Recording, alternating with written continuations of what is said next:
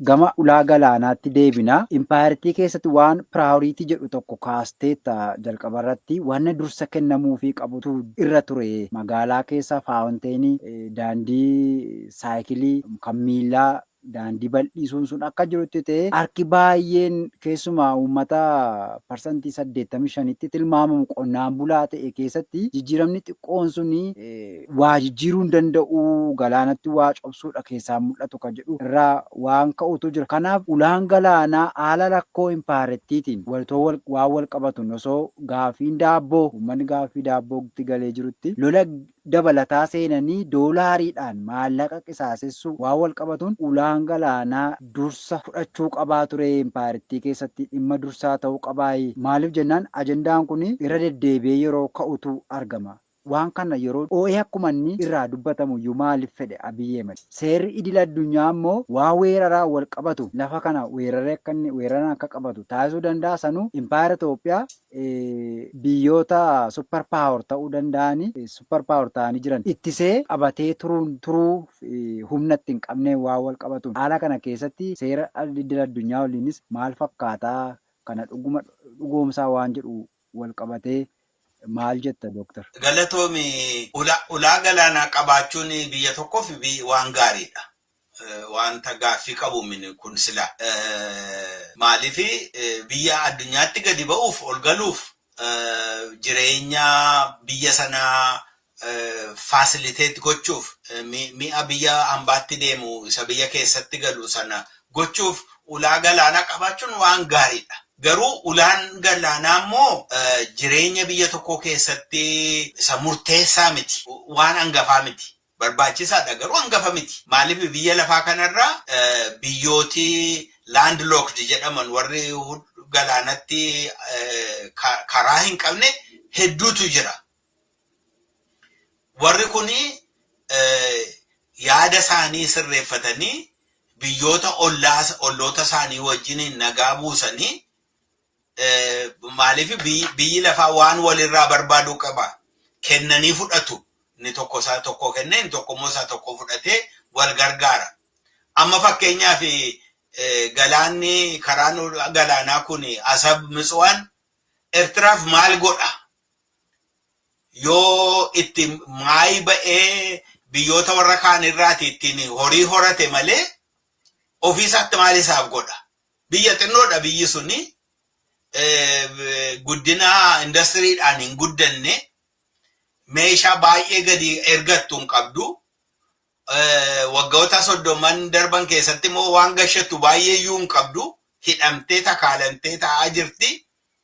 Kanaaf utuu nagaan jiraate biyya Itoophiyaa wajjin taate itti gargaaramteeti isheef iyyuu bu'aadha.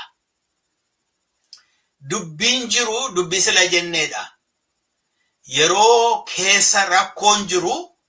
Rakkoo keessa jiru sana hiikuudhaaf fedhiin yeroo hin jiraanne saba ofii qulqullummaadhaan qajeelummaadhaan karaa gaarii ta'e bulchuun yeroo hin jiraanne rakkina oomishuutu barbaadama.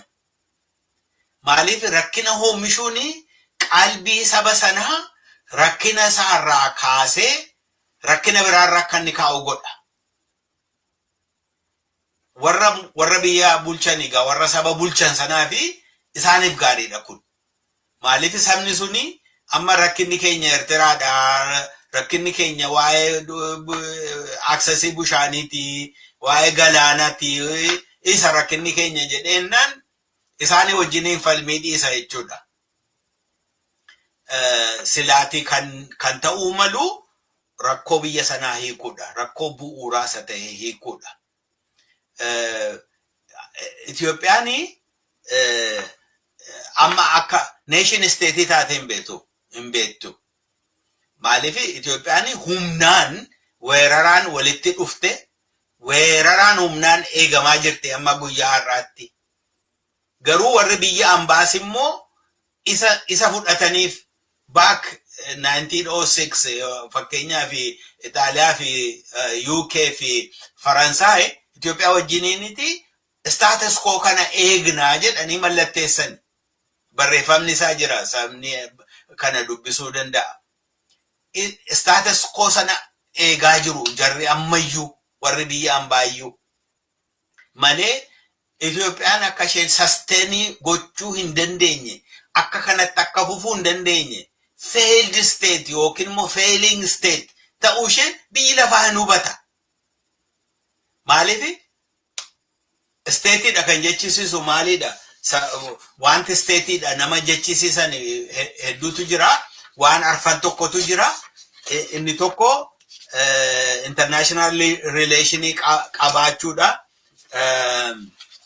Biyya ambaa wajjiniin defined territory tokko qabaachuudha. Saba unified ta'e permanent kan ta'e qabaachuudha. Effective government qabaachuudha. Effective government inni jedhamu violence mootummaa dhuma duwwaatu qaba. Humna lola mootummaa duwwaatu qaba jedha sila. Amma garuu achitti kunis hin jiru. Kanaaf beekamaadha Itoophiyaan akka sanatti ta'uu akka hin dandeenye. Garuu sin gowwoomsaa dunuunfadhu sin gowwoomsaa si gowwoomseen immoo si bulchaa baruma baraan akkasittiin deemta. Sabni kun saba beekaa miti jedhu.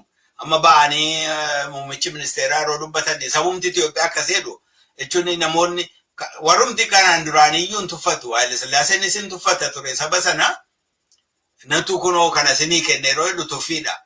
Mangistuun isin tuffata ture, Mallas isin tuffata ture. Garuu akka sammaa kana ba'ee sabni Itoophiyaa jedhee namni jedhe hin jiru. Amma garuu akka sanatti kanaafi tuffii sana rakkina sana natti fakkaata maleessaati. Waa'een ulaan galaanaa dubbii isa hangafaa waan ta'eef natti hin fakkaatu jechuu barbaade.